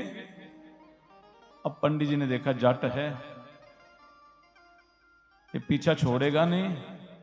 बोले कोई नहीं, तेरे को भी ले आएंगे ऐसे एक शालिग्राम, बस अभी कोई नहीं, ले आएंगे, जब अगली बार आएंगे तो ले आएंगे। अब कई बार क्या होता है कि हम लोग कथा सुनने आए ना, तो कथा में भगवान शिव की महिमा बताई जाएगी, तो कईयों को बड़ा चाव चढ़ेगा कि हम भी शिवलिंग रखेंगे घर में। रखना ही चाहिए, पर केवल रखना ही नहीं है। कई लोगों को क्या होता है, वृंदावन जाते हैं, ठाकुर जी की भक्ति बड़ी उमड़ जाती है, और वहां से क्या करेंगे, लड्डू गोपाल ले आएंगे। उस टाइम तो बड़ी भक्ति हो गई, थोड़े दिन सेवा भी कर लेंगे, फिर बाद में वो लड्डू गोपाल जी अलमारी में पड़े होंगे, कभी नाक के बल, हाँ, कभी इधर को टेढ़े कभी उधर को टेढ़े, जाले लगे होंगे, महीनों भर से उनके मुंह नहीं धुलाया होगा, और ठाकुर जी भी बोलते होंगे किसके पल्ले पड़ गए हम। ऐसा ही है ना, इसलिए लेकर के आओ तो सेवा करो, नहीं तो मन से सेवा करो। अब पंडित जी को लगा कि चलो ऐसे कहीं बोल देते हैं कथा सुन के कि हमें भी चाहिए, हमें भी कई जगह कथाओं में बोलते लोग, पंडित जी आपने हमें शालिग्राम देना भी या शिवलिंग लाना, पर बाद में कभी पूछते ही नहीं। बोल देंगे एक बार, बोले आना भी, फिर बाद में कभी पूछा नहीं तो ठीक है, हम भी कहते हैं 2-4 बार फोन करेंगे तो करेंगे व्यवस्था, नहीं तो ठीक है। तो पंडित जी दोबारा आ गए महीने भर बाद कथा करने। धन्ना जट को पता चला, रास्ते में मिल गए, जा रहे होंगे ऐसे ही सड़क में, आ रहे थे। बोले हाँ जी पंडित जी राम राम। अच्छा वो लाए मेरा शालिग्राम, वो ठाकुर जी लाए मेरे? पंडित जी ने बोला है तो इसको याद है? मैंने सोचा भूल गया होगा। अब तो महाराज बोले नहीं नहीं अभी नहीं, अगली बार ले आएंगे। अब तो पंडित जी दोबारा आए तो दोबारा भूल गए। अब तो घेर ले, पंडित जी आप लाए नहीं मेरे ठाकुर जी, ऐसी बात नहीं होती। अब वो जट की बात बोलना खड़ी बोली। अब पंडित जी बोले तो इससे तो पीछा छुड़ाना मुश्किल हो गया, छुड़ाएं। बोले अब की बार नहीं लाए ना तो आपके वाले को रख लूंगा मैं। अब पंडित जी बोले हम कहाँ, तो क्या करें, आज जा रहे थे जैसे आपकी मान खड़ से निकल के आ रहे थे ना पैदल, तो देखा, बोले अब वो धन्ना जाट दोबारा मिलेगा, दोबारा घेरेगा, तो क्या करें। बोले इससे बढ़िया है कुछ युक्ति लगाते हैं। वहीं देखा कोई बढ़िया पत्थर, एक कोई गोल जैसा काला सा, और वो उठाया और थैले में डाला। बोले आज मांगेगा तो पकड़ा देंगे उसको, क्या पता शालिग्राम क्या होता है, ये पत्थर ही देंगे, बढ़िया हो जाएगा। अब वो आगे धन्ना जाट ने देखा पंडित जी आ रहे, पंडित जी राम राम, हाँ लाए? बोले हाँ हाँ लाए, इस बार तो पक्का लाए भैया, ये ले। बोले करना क्या? बोले प्रातः काल उठना, उठ करके स्नान करना, पहले अपने आप नहाना, फिर बोले इनको स्नान कराना, फिर घर में जो भोजन बने उनको भोग लगाना, जब ये भोग लगा ले इनको तब फिर अपने आप खाना। अब तो धन्ना जाट आज तो दिन में मिले थे ना, रात भर नींद नहीं आई, पत्नी को कह दिया, बोले सुनती हो? बोले हाँ। बोले जल्दी उठना, सुबह ठाकुर जी को भोग लगाना है, जल्दी बनाना बढ़िया, हाँ रोटी बनाना जरा बढ़िया। बोले कोई नहीं, सरसों का साग डाला है वो भूल जाएगा, सुबह तक वो बनाएंगे बढ़िया, हाँ घी गू डाल के मक्खन डाल के देंगे। बोले ठीक है। इसको रात भर नींद ही नहीं आई कि कब सुबह हो, कब मैं उठूं, कब ठाकुर जी को स्नान कराऊं, कब भोग लगाऊं। आज तो ये 3:30-4 बजे नहा लिया, कुएं पे जाके नहा करके बढ़िया पानी भर के लेके आया, ठाकुर जी को रखा, स्नान कराया, जैसे पंडित जी ने बताया था वैसे स्नान कराए, तिलक लगा दिया, बढ़िया। पत्नी को हाँ बन गया भोग। बोले आज सुबह 6 बजे ही ढूंढने लगे भोग। हाँ बोले नहीं नहीं हमारे ठाकुर जी को भोग लाओ जल्दी। अब पत्नी ने वो तैयार की थाली लेकर के आई, बोले लो भोग लगाओ और आ जाओ, भोजन तैयार है आप भी कर लो। अब ये बैठ गए भोजन की थाली लेकर के, बोले आओ ठाकुर जी भोग ला लो। हाँ? ऐसे कह रहे हो? अब पंजाबी है ना तो कह रहे ठाकुर जी आजा भोग ला लो। खड़ी बोली होती है ना पंजाबी, आ जाओ भोग ला लो बोले। हाँ? तो अब भोग कहाँ से लगाए ठाकुर जी? वो ठाकुर जी तो सोचे, वो मुस्कुरा रहे वैकुंठ में लक्ष्मी की तरफ देख करके। मेरे गोविंद नारायण बोले देखा मेरा भक्त कैसे बुला रहे हैं, लोग मंत्र बुला पढ़ पढ़ के थक जाते हैं तब हम नहीं जाते, और ये तो सीधा हो रहा है ठाकुर भोग ला लो। हाँ? कैसा भक्त है हमारा। तो लक्ष्मी मैया की ओर देख करके मुस्कुराए, बोले देवी देखते हैं कितनी देर तक बुलाता है। अब 10 मिनट हुए, 20 मिनट हुए, पत्नी ने आवाज लगाई अच्छा भोग लग गया हो तो आ जाओ भोजन करो। बोले नहीं अभी ठाकुर जी आए नहीं, अभी तो भोग वैसे रखा है थाली में, ले नहीं रहे, पता नहीं क्या बात है, क्या इनको पसंद नहीं आ रहा। पत्नी ने कहा ये नहीं खाएंगे, तुम आ जाओ खा लो, रख दो वही थाली को। हाँ तुम ले आओ थाली को, पत्थर कोई भोजन करता है? बोले नहीं पंडित जी ने कहा था भोग लगाएं, जब ये भोग लगा ले तो भोजन करना, जब तक ये भोग नहीं लगाएंगे मैं भोग नहीं लगाने वाला। पत्नी ने कहा पति देव हो गए पागल। हाँ पागल कौन होता है? पागल जड़ा गल नो पा गया वही पागल है, जो बात समझ गया वही पागल है। अब पत्नी बार बार कहने लगी ये नहीं आए, तो गांव वालों को बुला लिया, बोले मेरे पति देव पागल हो गए। अब गांव वाले आने लगे तो दरवाजा बंद कर दिया धन्ना जाट ने। बोले सब बोले धन्ना आजा बाहर ना। बोले नहीं आऊंगा, पहले मेरे ठाकुर भोग लगाएंगे तब मैं भोजन लूंगा। एक दिन पूरा हो गया, भूखा बैठा रहा। जो दिन में 3-4 बार खाने वाला खेती करता था ना तो दबा के खाता था।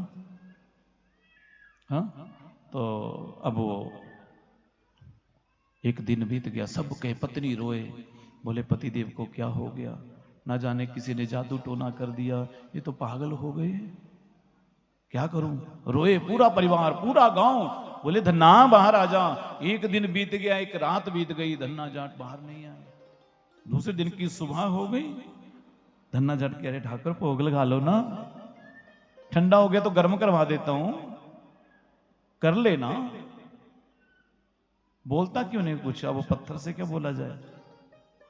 भगवान देखे जा रहे, लक्ष्मी भैया देख रही नारायण को, प्रभु आपका भक्त पिछले 24 घंटों से भूखा है।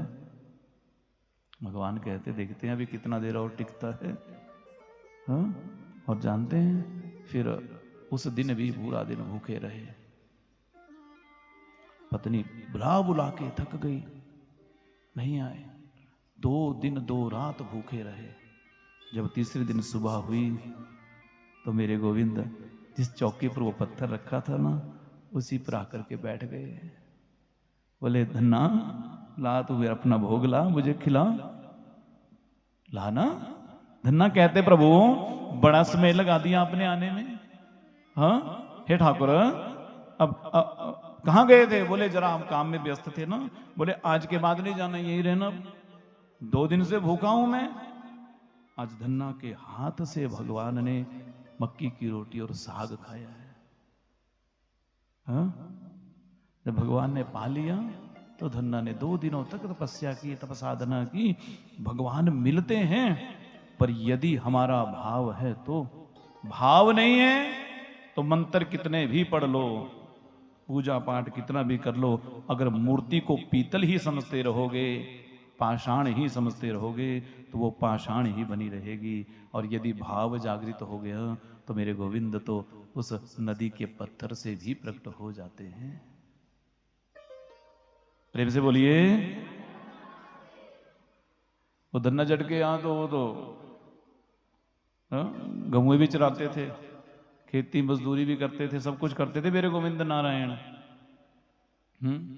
और बस धन्ना जाट के यहां तो बस क्या कहते हैं, श्यामा वे कुंडला वालिया मैं तेरी हाँ, श्यामा वे कुंडला वालिया मैं तेरी तेरिया श्यामा वे कुंडला वालिया मैं तेरिया सोनी मुरली वालिया मैं तेरी हाँ सोनी मुरली वालिया मैं तेरिया श्यामा वे कुंडला वालिया मैं तेरी हाँ श्याम कुंडला वालिया मैं तेरिया सोनी बंसरी वालिया मैं तेरी हाँ सोनी बंसरी वालिया मैं तेरिया श्यामा वे कुंडला वालिया मैं तेरी हाँ श्याम कुंडला वालिया मैं तेरिया तैनू हाल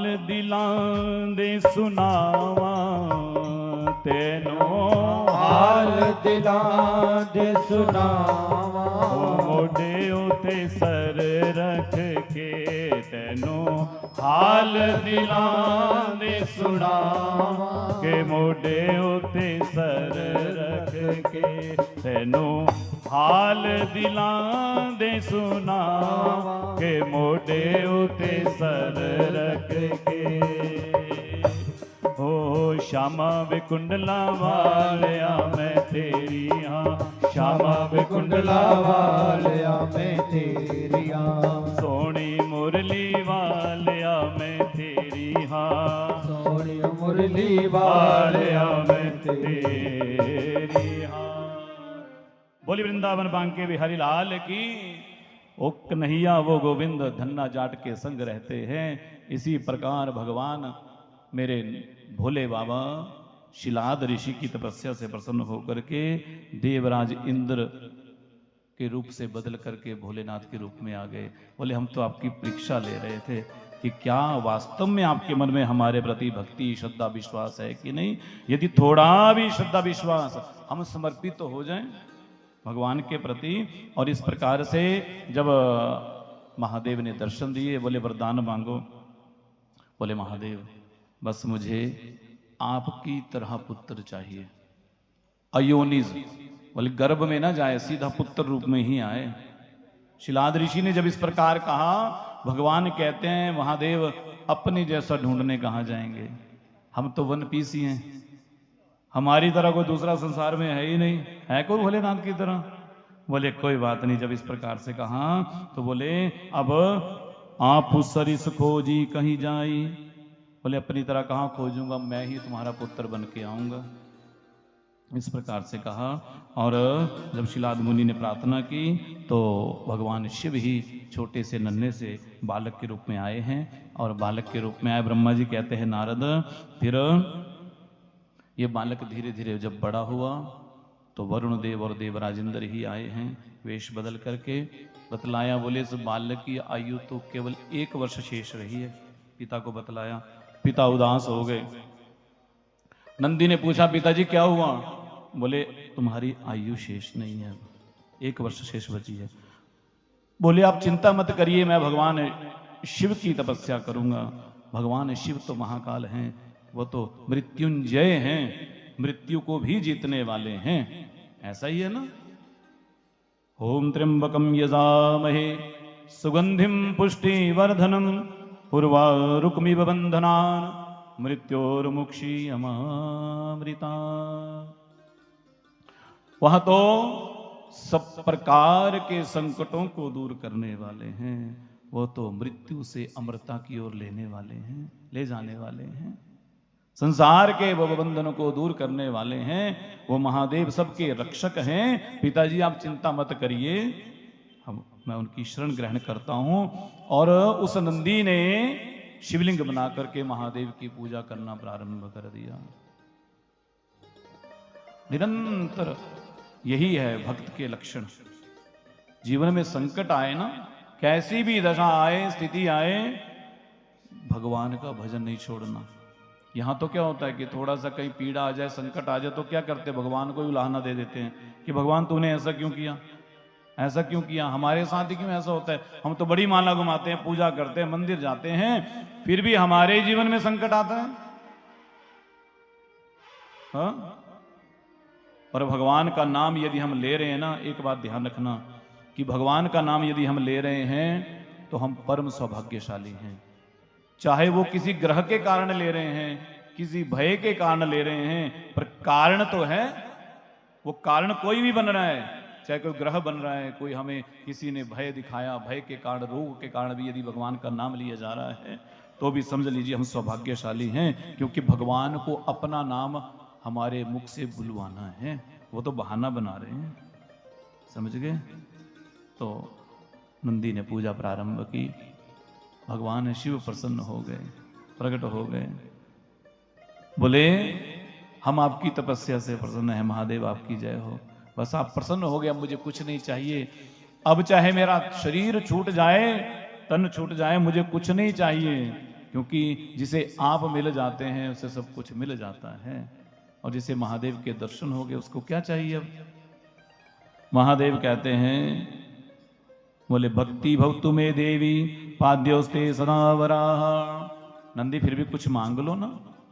अगर किसी को पता होता कि हमारी आयु 1 वर्ष है, उसमें भी लगभग 10-11 महीने व्यतीत हो गए पूजा करते हुए, और कहीं भगवान कह देते वर मांग लो, तो हम क्या मांगते हैं? कि हम मरे नहीं जीवे, है ना, यही मांगते ना कि जी अब तो 1 महीना रह गया शेष, पर हमें ऐसा वरदान दो कि हम जीवित रहे, मरे नहीं। इन्होंने ये नहीं मांगा। इन्होंने कहा, बोले प्रभु मैं किसी भी लोक में रहूं, परलोक में रहूं, यहां रहूं, आपका नाम नहीं छूटना चाहिए, आपकी भक्ति नहीं छूटनी चाहिए, बस ये आशीर्वाद दे दीजिए। भगवान प्रसन्न हो गए, गले से लगा लिया, नंदी आज से तू मेरा गण है, आज से तू मेरे पुत्र की भांति है। हाँ, इस प्रकार से भगवान ने नंदीश्वर पद प्रदान किया, अपने गण का पद प्रदान किया है। भगवान कहते हैं, काल वज्राज जसे साक्षात काल राजा सतो भगवान। और भगवान शिव के वरदान से ही आज भी नंदी महाराज रहते हैं ना। ये भगवान शिव का वाहन है, वाहन बन जाते हैं, कभी सेवक बन जाते हैं, और सदैव भगवान शिव के देवालय के सामने रहते हैं बैठे हुए। जैसे बड़े अधिकारी होते हैं ना, मंत्री होते हैं, अधिकारी, उनकी गाड़ी कहाँ लगी रहती है? बिल्कुल ऑफिस के सामने, कभी भी जाना पड़ सकता है। वैसे नंदी जी महाराज भी हमारे बिल्कुल महादेव की ओर देख करके बैठे रहते हैं। महादेव ना जाने कब आज्ञा कर दें चलना है तो चलना है, तैयार रहते हैं, सेवा में तत्पर रहते हैं। बोलिए नंदी महाराज की, प्रेम से बोलिए। और इसी में आगे चल करके भगवान का दूसरा अवतार हुआ है, भैरव अवतार। ये कथा हम सुन चुके हैं पहले भी, जब ब्रह्मा और विष्णु का विवाद हुआ था तो भगवान शिव ही भैरव के रूप में प्रकट हुए थे। आदि भैरव भी कहा जाता है इन्हें, काल भैरव भी कहा जाता है इन्हें। और हम लोग पूजा पाठ करते हैं ना, घरों में घी का दीपक जलाते हैं ना, एक तेल का भी जलाना चाहिए। ये इन्हीं भैरव का स्वरूप है। वो घर की रक्षा करता है, वो जो दीपक होता है, अनेक प्रकार की आदि व्याधियों से अवश्य में जगाना चाहिए। हाँ, इतना ध्यान रखें कि जोत से नहीं जगाना। दीपक जो जलाना वो अलग से जलाना, फिर हाथ धो लेने, क्योंकि सरसों के तेल का दीपक है ना, इसलिए वो थोड़ा तामसिक माना जाता है। और जलाना जरूर चाहिए घर के भीतर, वो कल्याण करने वाला होता है। और हम जितनी भी पूजा प्रारंभ करते हैं, जब संकल्प करने के बाद सबसे पहले भैरव जी को ही नमस्कार किया जाता है, क्योंकि वो आदि भैरव हैं, भगवान शिव का ही स्वरूप हैं। और इन्हीं काल भैरव को भगवान शिव ने काशी में विराजमान कराया। काशी की कोतवाल भी बनाए इन्हें। काशी में जाएं, इनके मंदिर जाना ही पड़ता है।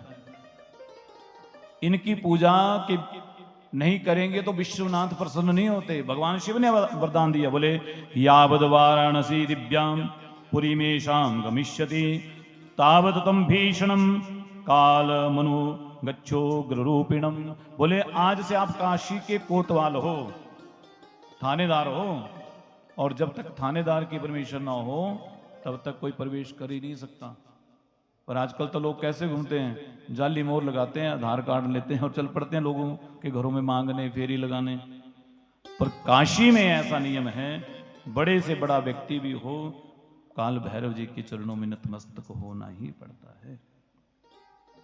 और इनकी जो तिथि बताई गई है, मार्गशीर्ष मास की कृष्ण पक्ष की अष्टमी तिथि को विशेष रूप से काल भैरव जी की पूजा की जाती है। और काल भैरव की सानिध्य में जो व्रत करते हैं, बोले वह सब पापों से मुक्त हो जाते हैं। भैरवोत्पत्ति संज्ञम च सर्व पापै परमुच्यते ही। भैरव जी के अवतार की एक कथा जो सुनता है ध्यान से, बोले वो सब पापों से मुक्त हो जाता है। बोले शंकर भगवान की। तो देखिए अब अगला जो भगवान का अवतार हुआ है उसका नाम है शर्भा अवतार।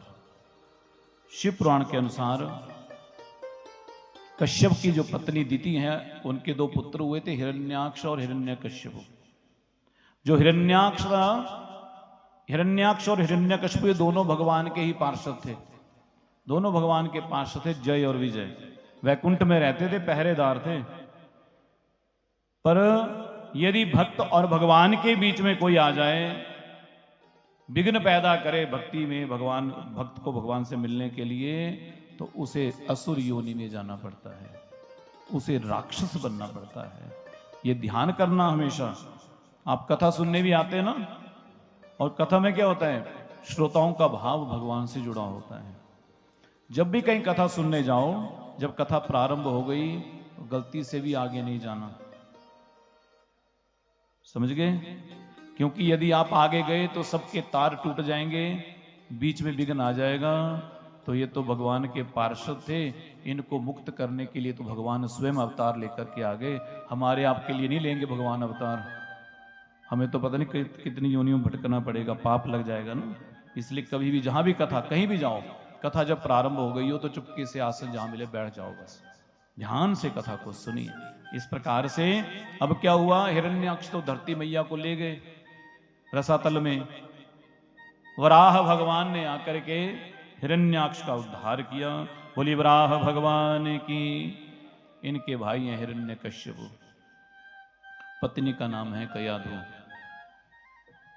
आप विचार करिए, असुर हैं, राक्षस हैं, महापापी हैं, सनत कुमारों का श्राप लगा है, राक्षस बन करके आए हैं।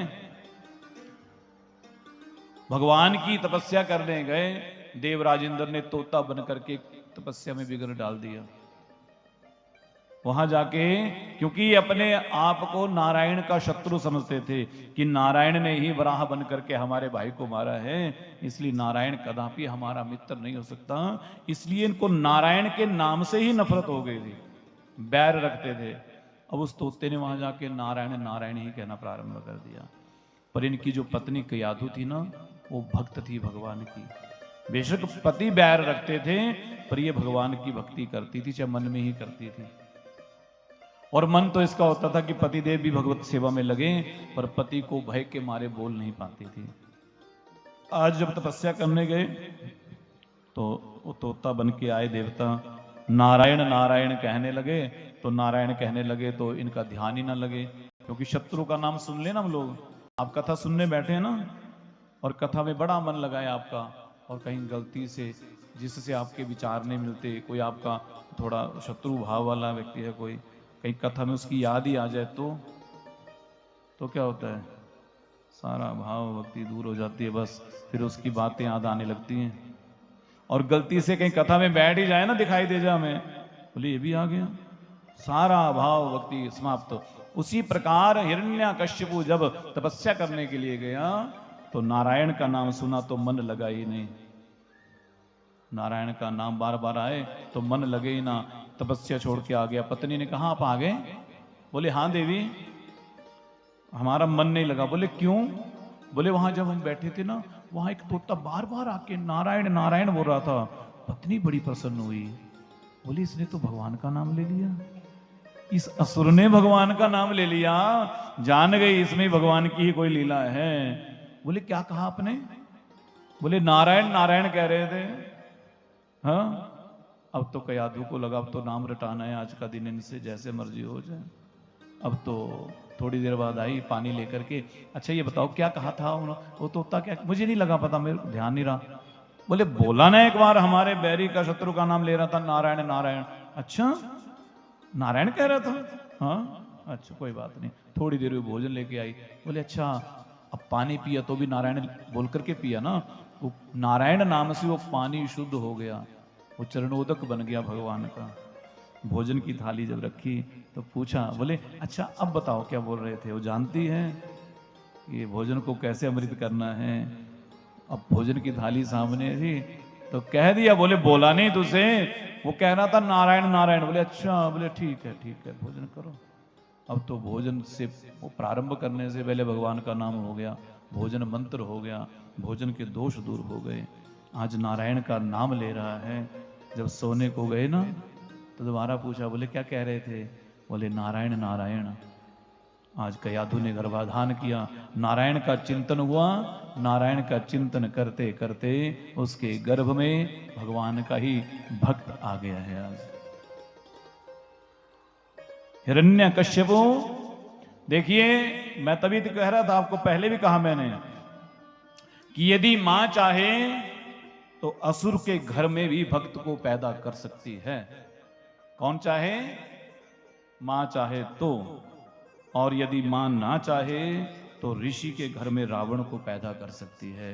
मां जन्मदात्री है, मां जगदम्बा है। आप कहती है ना, कई लोग कहते जी हमारे बच्चे हमारी बात नहीं मानते, पर आपने गर्भावस्था में जैसा संग किया है, जैसे लोगों के संग रही हैं, जैसी रील्स देखी हैं, अब तो ये बोलना पड़ेगा, जैसे मोबाइल पे वीडियो देखे हैं उल्टे सीधे, तो बच्चे भी उल्टे सीधे ही देखने वाले हैं, उल्टे सीधे ही काम करने वाले हैं। इसलिए शुचि दया दानम तपः, कह रहे हैं कि जो गर्भस्थ स्त्री हो उसको मन में भी कोई कुविचार नहीं लाना चाहिए। समझ गए? बोलना तो क्या, बोले मन से भी कोई बुरा नहीं सोचना, प्राणी मात्र पर दया करनी, दान करना, सदैव अपने चित्त को निर्मल रखना, एक समय आहार लेना, एक समय फलाहार लेना, और वो भी बिल्कुल सात्विक आहार लेना, निरंतर भगवत चिंतन करना, भगवान की कथा को सुनना, पढ़ना, गलती से भी अशुद्ध जगह, अपवित्र जगह पर नहीं जाना, अपवित्र लोगों से कदापि नहीं मिलना। ऐसे लोगों की परछाई भी पड़ जाए ना तो गर्भ दूषित हो सकता है। भागवत जी में कथा आती है, जो कंस का जन्म हुआ था ना मथुरा में, तो जो उनकी माता थी उसके ऊपर एक असुर की परछाई पड़ गई थी गर्भ के ऊपर, तब वो अपवित्र हो गया था, उसकी बुद्धि पलट गई थी गर्भ में ही। आप विचार करिए कितना बड़ा दायित्व है। ये कथा सुन रहे, मैं तभी सुना रहा हूं विस्तार से इस कथा को, क्योंकि हमारी माताएं, हम चाहते हैं कि संतान अच्छी हो, संस्कारवान हो, ये कथाएं यही चाहती हैं। और आप लोग अच्छी संतान को जन्म दीजिए। और एक बात और, कम से कम 2 या 3 बच्चे तो होने चाहिए परिवार में। ये मामला गड़बड़ हो गया, नहीं तो परिवार खत्म हो गए, गांव खाली हो गए, गांव खाली हो गए, नहीं मिलेगा गांव में कोई भी नहीं। देख लेना आपने, थोड़े वर्षों के बाद गांव में केवल बिल्डिंग के ढांचे रहेंगे, और उन ढांचों में आकर के फिर जो आ रहे ना टोपी वाले, छोटे पजामे वाले, फिर वही रहेंगे किराए पे और धीरे धीरे कब्जा करेंगे। फिर आप रहना सोचते हुए कि 10वीं में, हमीरपुर में, हाँ बिलासपुर में, जहां भी देख लो, फिर ये धीरे धीरे करेंगे कब्जा।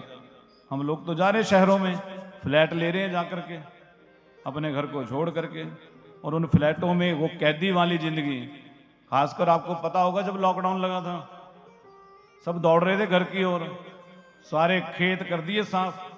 जो कभी खेत की शक्ल नहीं देखते थे उन्होंने भी बोले जी घर ही आना है हमें, घर कैसे। लोग, मुझे हैरानी हुई उस समय, हम बड़े हैरान थे, क्योंकि लोग बद्दी से, नालागढ़ से, परमाणु से पैदल चल के आ रहे थे हमारे घरों की तरफ से। इधर हमीरपुर, कांगड़ा वाले, कांगड़ा तक के लोग पैदल आ रहे थे, बैग उठाए और पैदल चले हुए लॉकडाउन में।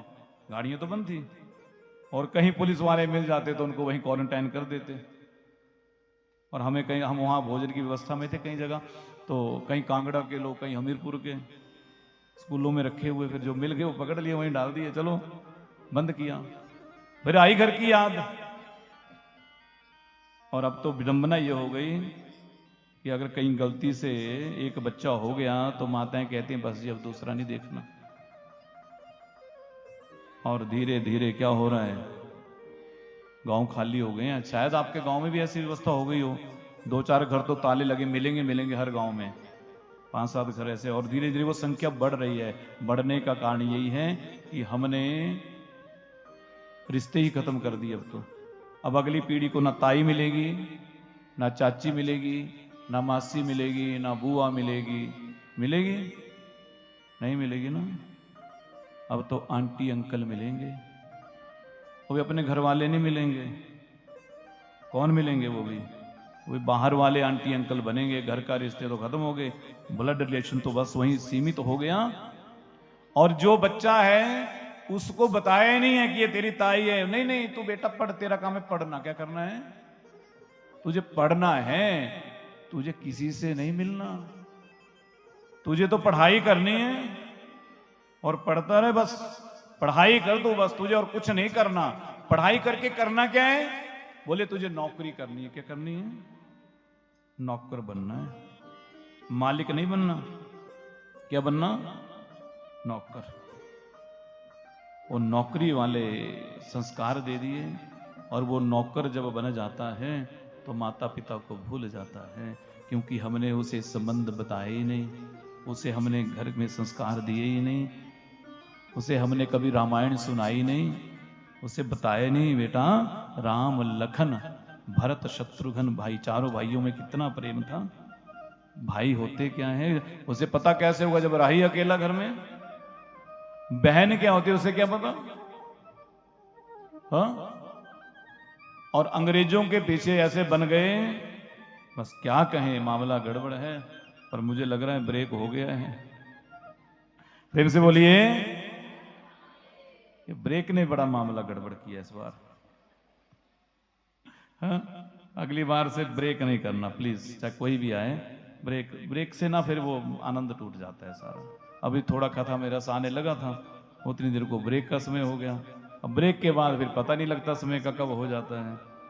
और लगभग हम तो कितने घंटे बाउंड रहते हैं, हम खासकर 12:30 से लेकर के 5:30 तक हमारी बाउंडेशन बहुत बढ़ जाती है,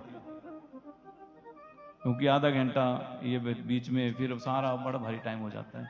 कोशिश करिए ब्रेक की कुछ और व्यवस्था बनाना, अगली बार कुछ ऐसी व्यवस्था बनाना कि वो ब्रेक पहले ही हो जाए, कथा से पहले खिला दिया, ये गेट पर बिठा दिया, किसी को बोलना जो आ रहा है उसको खिला के भेज भीतर बोलना, ठीक है? बस गेट पर लगा दिया स्टॉल, जो आया उसको वहां ढूंढना, खा, डस्टबिन में डाल, बैठा बजा के आराम से कथा सुन। हाँ? ठीक है, प्रेम से बोलिए। तो कथा को थोड़ी देर के लिए विश्राम देते हैं, फिर पुनः कथा में प्रवेश करेंगे। ओम।